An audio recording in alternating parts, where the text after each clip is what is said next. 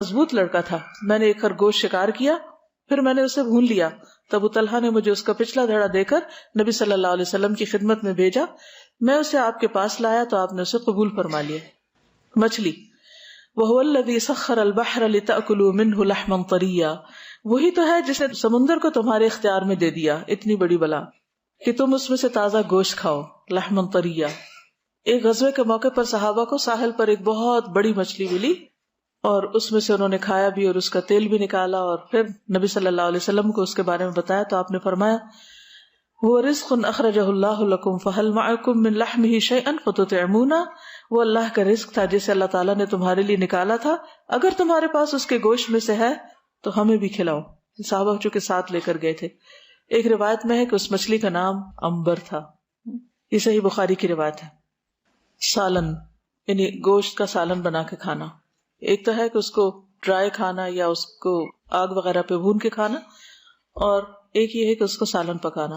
حضرت عائشہ کہتی ہے کہ ایک دفعہ نبی صلی اللہ علیہ وسلم گھر تشریف لائے، ہانڈی پک رہی تھی، آپ نے کھانا طلب فرمایا تو گھر میں جو پہلے سے موجود سالن تھا وہ آپ کو دیا گیا روٹی کے ساتھ.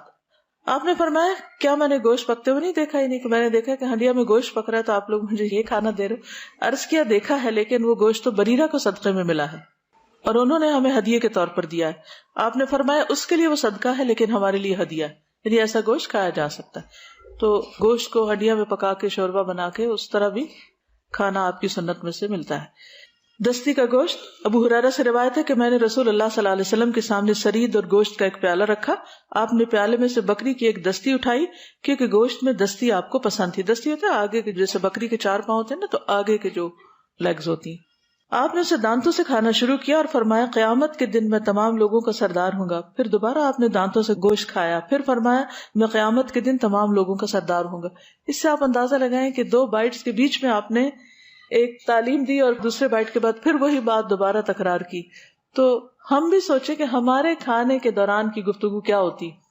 ہم کھانا بھی کھا رہے ہوتے ہیں اور مردہ لوگوں کا گوشت بھی کھا رہے ہوتے ہیں، ساتھ ساتھ غیبت کر رہے ہوتے ہیں یا تبصرے کر رہے ہوتے ہیں یا کسی کے اوپر ہنس رہے ہوتے ہیں یا مذاق کر رہے ہوتے ہیں. تو یہ بھی سنت میں سے ہے کہ ہم ان چیزوں سے پرہیز کرتے ہوئے کھانے کے وقفوں کے بیچ میں کیا کریں؟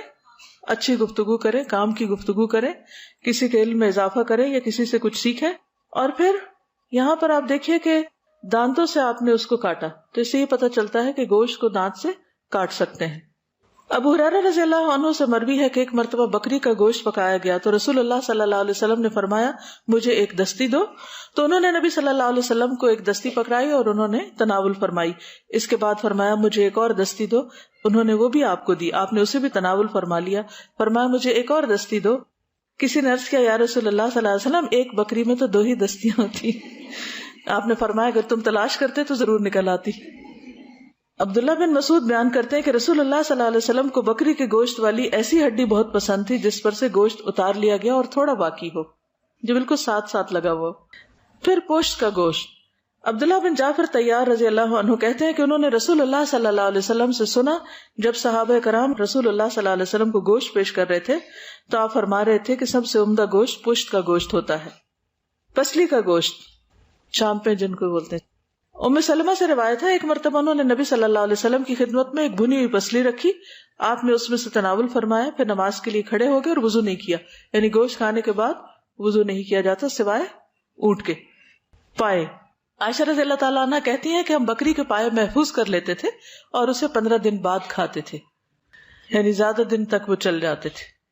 بھنا ہوا گوشت.